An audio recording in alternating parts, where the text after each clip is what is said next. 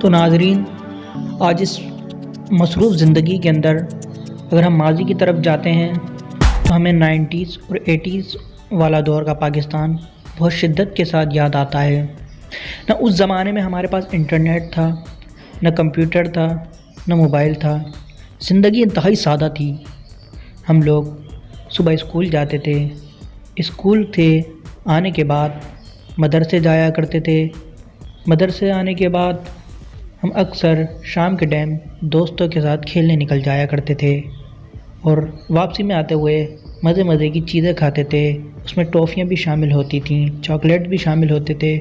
ہم درختوں کے اوپر سے پھل بھی توڑا کرتے تھے اور ہمارا favourite cricket bowler Shoaib Akhtar بھی ہوا کرتا تھا۔ ہم اکثر گھومنے بھی جایا کرتے تھے، کراچی، لاہور، اسلام آباد۔